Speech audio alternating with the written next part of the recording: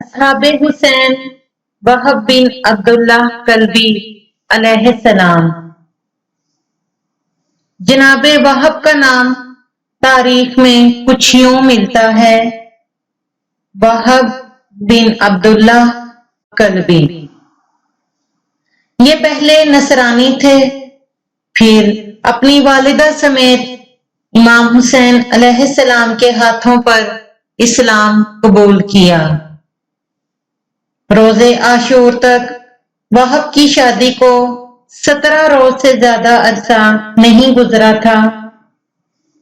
والدہ کے اور اپنے دل کی آمادگی سے اذن جہاد کیا تو ان کی زوجہ نے عرض کی: اے وہب، مجھے خبر ہے کہ فرزند رسول کی نصرت میں شہید ہو کر تجھے بہشت میں جگہ ملے گی، مگر جانے سے پہلے امام علیہ السلام کے روبرو میرے ساتھ عہد کرو کہ روز قیامت جنت میں مجھے ہمراہ رکھو گے۔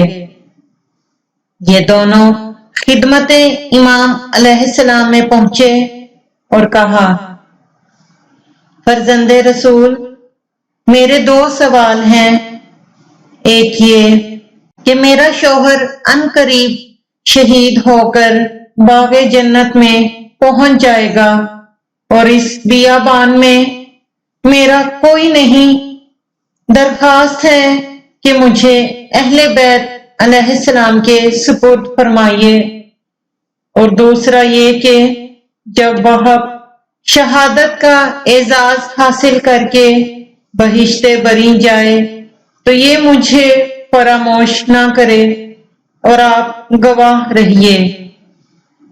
امام حسین علیہ السلام نے جب اس خاتون کے یہ درد بھرے کلمات سنے تو بے حد روئے اور فرمایا: تیری دونوں باتیں قبول ہیں۔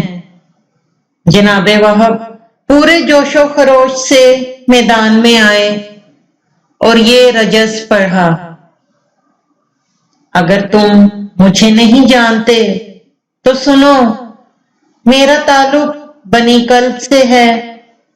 جلد تمہیں میری دلیری اور ضربت دکھائی دے گی۔ میں اپنے ساتھیوں کا تم سے انتقام لوں گا اور یکے بعد دیگرے مصائب برداشت کروں گا۔ ایک ہی حملے میں آپ نے بہت سے منافقین کو تہہ تیغ کیا اور واپس آ کر ماں سے کہنے لگے: کیا آپ مجھ سے راضی ہیں؟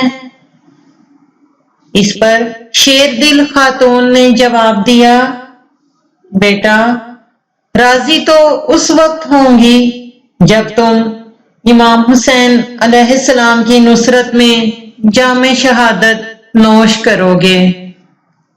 وہب دوبارہ میدان آ گئے اور شیر غضبناک کی طرح حملہ کیا۔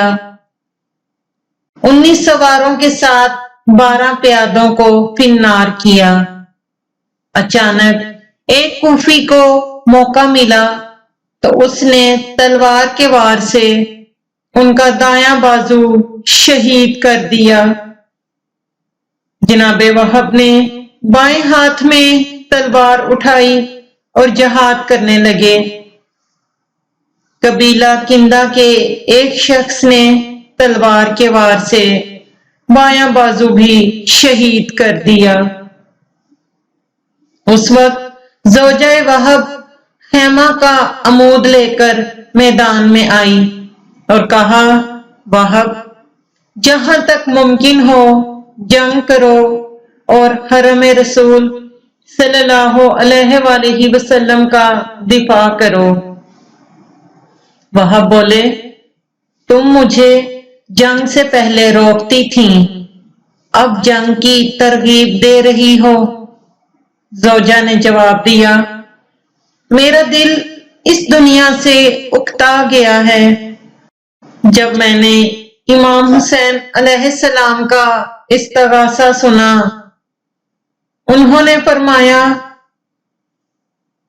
کیا کوئی ہے جو ہماری مدد کرے؟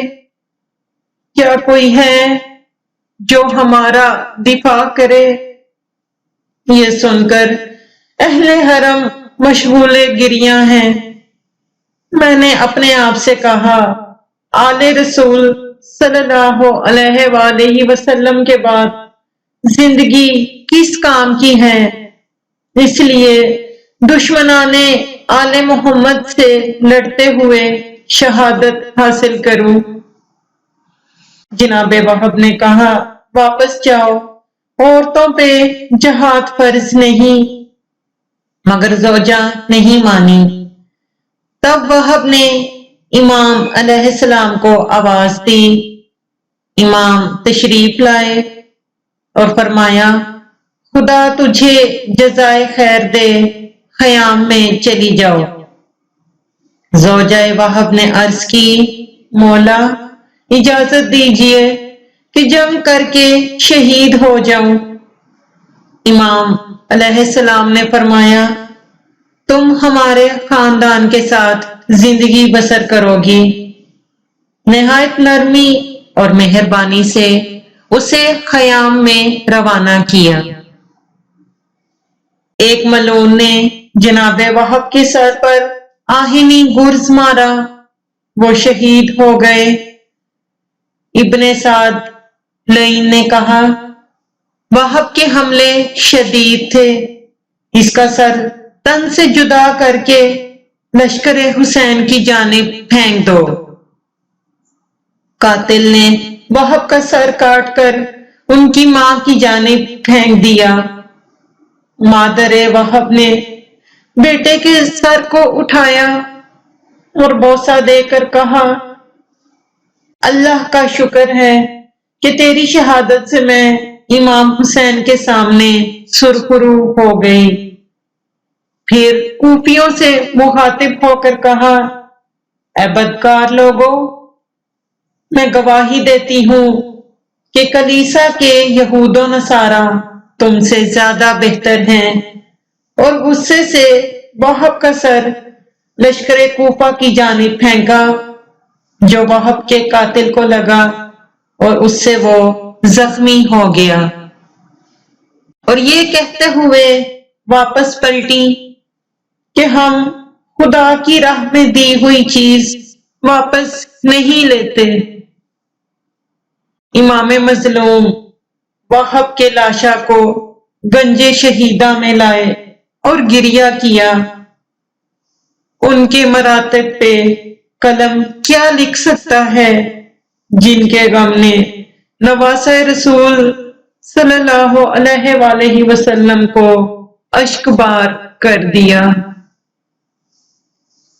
سلام ہو شہدائے کربلا علیہ السلام پر، سلام ہو اصحاب باوفا پر، سلام ہو حضرت وہب بن وہب علیہ السلام پر، سلام ہو سید الشہداء امام مظلوم علیہ السلام پر۔